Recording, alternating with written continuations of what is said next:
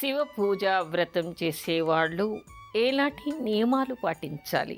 అయితే ఇక్కడ మనం ఇందాక కొన్ని విషయాలు చెప్పుకున్నాం. ఎవరెవరికి దానం చేయాలి, ఎలాంటి పూజ చేయాలి, ఎలా అభిషేకం చేయాలి అనేటువంటి విషయాలు చెప్పుకున్నాం. అది చెప్తూనే మరో అద్భుత విషయాన్ని కూడా మనకి శివపురాణంలో చెప్తూ ఉన్నారు. అది ఏమిటి అంటే, దరిద్ర బాధతో ఉన్నటువంటి వాళ్ళు ఉండొచ్చు, ఆర్థిక స్తోమత పూర్తిగా లేనటువంటి వాళ్ళు ఉండొచ్చు.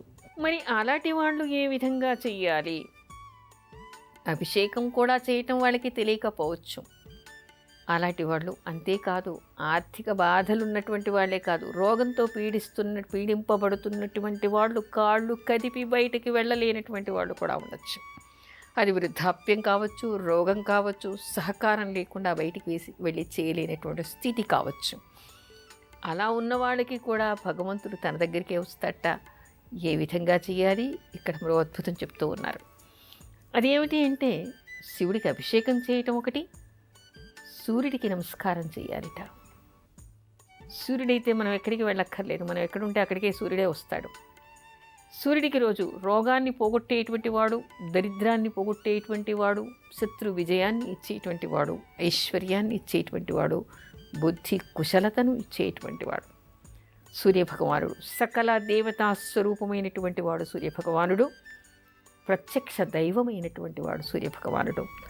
ఆ సూర్యుడికి చేతులెత్తి నమస్కారం చేస్తూ ఉండాలిట రోజు, రక్షించమని, దోషాలు పోగొట్టమని. అలా ఎంత దోషం తీవ్రత ఉంటే అన్నిసార్లు నమస్కారం చేయమంటాడు. సూర్య నమస్కారం చేసేటువంటి పద్ధతి ఒకటి ఉంది. అది తెలిసిన వాడు ఆ పద్ధతి ద్వారా ఆ నామాల్ని చదువుతూ చేయవచ్చు. కానీ అవేవి తెలియనటువంటి వాళ్ళు కూడా తల వంచి చేతులెత్తి నమస్కారం చేస్తూ సూర్యుడికి నమస్కారం చేసి, నేను నీకు దాసుణ్ణి, నేను నీకు సమర్పిస్తున్నాను, నన్ను రక్షించు సూర్యభగవానుడా అని నమస్కారం చేస్తే చాలుట, సకల దోషాలు పోతాయిట. ఆధ్యాత్మికమైనటువంటివి, ఆది భౌతికమైనటువంటివి, ఆది దైవికమైనటువంటివి సకల దోషాలు కూడా పోతాయిట. సూర్యభగవానుడికి నమస్కారం చేస్తే చాలు. ఇది అందరూ చేయతగింది, చేయగలిగింది కూడా. అందుకని మనకి బిడ్డ పుట్టగానే చెప్తారు, 4వ నెలల నుంచే సూర్యుడికి నమస్కారం చేయటం అలవాటు చేయాలి అని.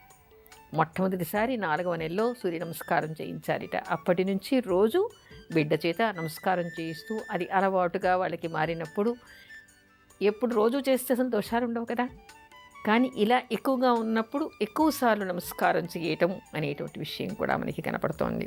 దానాలు చేయటం, సూర్య నమస్కారం చేయటం కూడా ఇక్కడ మనకి విశేషంగా కనిపించేటువంటి మరో విషయం. ఇవి పక్కన పెడితే, ఈ వ్రతం చేసినప్పుడు ఇది ఎన్ని రోజులు చెయ్యాలి అంటే, ఉపద్రవాలు వచ్చినప్పుడు వెంటనే చెయ్యాలిట.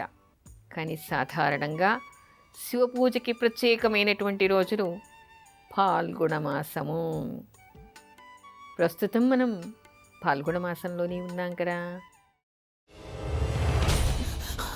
నువ్వు ఇంకేమన్నా చెప్పాలా? ఇంకేమన్నా అబద్ధం చెప్పాలనుకుంటే చెప్పేయి. నేను చూడాలనుకుంటున్నాను నన్ను మోసం చేయడానికి నువ్వు ఎంత నీచానికి దిగజారగలవు అని.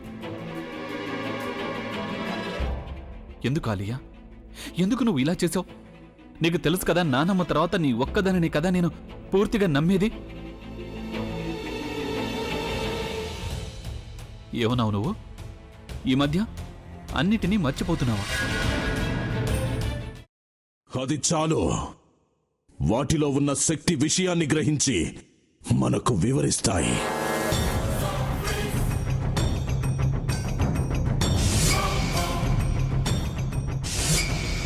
ఎవరు ఆ దండ విప్పొద్దు, గది తలుపులు తెరవద్దు.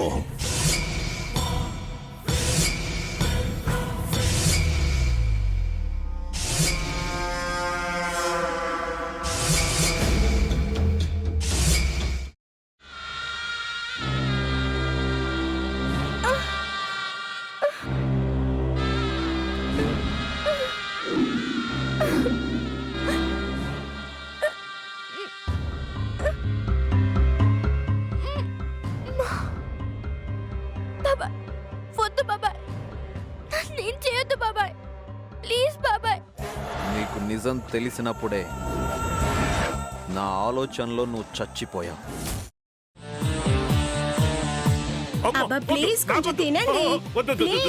భీమారావు గారు మీరా? ఇగో మీరా కాదు సక్కుబాయ్. అవును మీ పనామే లేచిపోయిందని చెప్పి కంప్లైంట్ ఇచ్చినావు కదా. రేయ్, ఆయన కంప్లైంట్ ఇచ్చింది లేచిపోయిందని కాదు, కనిపించడం లేదు అని. అచ్చా, అట్లానా? సరే మేడం. ఇడియట్. ఆ వంట మనిషి పేరేంటన్నారు? రత్తాలు మేడం. ఏం పెద్ద మంచి, నీ వంట మంచిని కూడా మేడం అని పిలుస్తావా? రేయ్ హాఫ్ బ్రెయిన్,